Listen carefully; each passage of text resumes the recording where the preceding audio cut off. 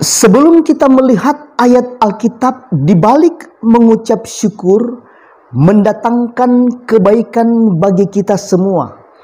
Untuk itu mari kita ikuti cerita yang saya kutip dari seorang hamba Tuhan dengan judul mengucap syukur yang mendatangkan kebaikan.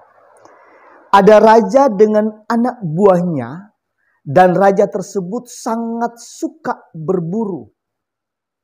Lalu ia pun ajak anak buahnya untuk berburu dan mereka pun jalan-jalan cari binatang buruan di dalam hutan. Tetapi mereka pun tidak ketemu dengan binatang buruan. Dan karena mereka kelelahan, mereka pun beristirahat. Raja duduk di sebelah sana, adapun si anak buahnya duduk di sebelah sini. Sambil anak buahnya ini membersihkan senjata. Dan sementara anak buahnya ini membersihkan senjata tanpa ia sadar dan dia tahu ternyata senjatanya menghadap kepada raja. Ia pun gosok-gosok senjata dan tiba-tiba ketarik pelatutnya dan peluru langsung hantam kaki raja. Dan ibu jari kaki raja pun lepas, putus di tempat.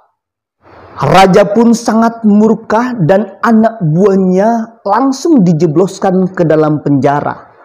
Raja pun hilang jempol kakinya dan anak buahnya sudah ada di dalam penjara. Puji Tuhan, lewat 1 tahun raja pun berburu kembali, tetapi kali ini ia tidak bawa lagi anak buahnya. Dan kali ini ia pergi berburu dengan sendiri. Dan saking semangatnya ia masuk hutan terlalu jauh. Dan akhirnya raja ini bertemu dengan orang-orang suku kanibal, yaitu manusia pemakan manusia. Raja pun ditangkap, lalu pemimpin suku tersebut mengumumkan bahwa hari ini kita akan pesta besar, kita akan makan daging orang. Lalu mereka pun sudah siap potong si raja. Tetapi ternyata ada aturan di dalam suku tersebut, yaitu jika orang yang mereka akan makan tubuhnya harus lengkap. Lalu mereka pun periksa dari ujung kepala sampai ujung kaki. Mereka periksa-periksa, ternyata mereka temukan jempol kaki raja tidak ada. Dan karena jempol kaki raja tidak ada, orang tersebut tidak layak untuk dimakan. Dan itu pun sudah jadi aturan dari suku itu.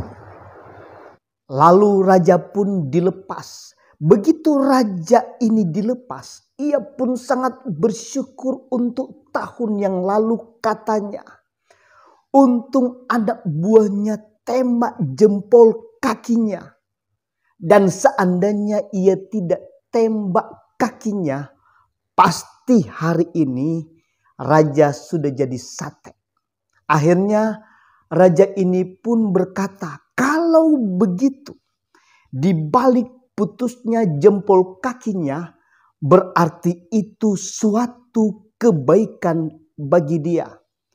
Raja pun merasa bersalah, ia berkata kenapa ia memenjarakan anak buahnya. Maka ia pun cepat-cepat pulang ke istana dan mengeluarkan anak buahnya di dalam penjara. Lalu raja ceritakan semuanya dan berkata kepada anak buahnya, terima kasih sebab engkau telah tembak jempol kakinya. Sekaligus raja ini minta maaf sebab sudah dipenjarakan kamu 1 tahun ini. Raja ini minta maaf, tetapi anak buahnya bilang tidak usah minta maaf sebab saya yang justru mau berterima kasih kepada raja. Dan raja pun berkata, kenapa? Karena begini, kalau raja tidak penjarakan saya, berarti saya dengan raja kemana-mana pasti sama-sama. Dan kalau kita masuk hutan, pasti juga kita sama-sama. Dan waktu kita ditangkap oleh suku kanibal, kita dua juga pasti sama-sama. Lalu mereka periksa raja dan ternyata jari kaki raja tidak lengkap. Tetapi saya kan jari-jarinya masih lengkap semua. Jadi pasti saya hari itu yang jadi sate. Jadi saya yang harus berterima kasih kepada raja sebab raja sudah penjarakan saya selama 1 tahun. Kalau begitu, di balik putusnya jari kaki raja dan dipenjarakan anak buahnya selama 1 tahun, ternyata semuanya mendatangkan kebaikan. Kalau begitu Tuhan kita itu pasti sangat baik. Sebab apapun yang kita alami atau semua yang kita alami seizin Tuhan, ujung-ujungnya pasti mendatangkan kebaikan. Contoh juga kisah Yusuf di dalam kitab Kejadian, di mana Yusuf alami kejahatan dari kakak-kakaknya yang luar biasa. Bayangkan saudara-saudaranya sendiri masukkan ia ke dalam lubang sumur, lalu dijual ke Mesir.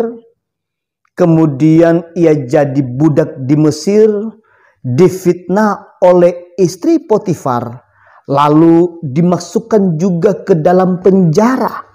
Dan semua yang ia alami adalah yang buruk-buruk semua. Tetapi apa yang terjadi? Ujung-ujungnya Yusuf pun menjadi Perdana Menteri, orang nomor 2 di tanah Mesir. Seandainya tidak pernah dijual di tanah Mesir, tidak pernah difitnah, tidak pernah dimasukkan ke dalam penjara, belum tentu Yusuf akan jadi Perdana Menteri di tanah Mesir. Akhirnya, apa yang kita alami sekarang ini, ujung-ujungnya pasti baik. Dan mari kita imani dan kita akan dasari dengan apa kata firman Tuhan di dalam 1 Tesalonika pasal 5 ayatnya yang ke-18. Mengucap syukur dalam segala hal, itulah yang dikehendaki oleh Allah bagi kita. Artinya Tuhan sangat menghendaki kita harus mengucap syukur dalam segala hal atau dalam situasi apapun, sekalipun itu sangat menyakitkan bagi kita. Lihat seperti contoh yang sudah kita simak bersama-sama di atas. Ternyata dalam mengucap syukur di dalam segala hal akan mendatangkan kebaikan bagi kita semua. Tuhan Yesus memberkati. Amin.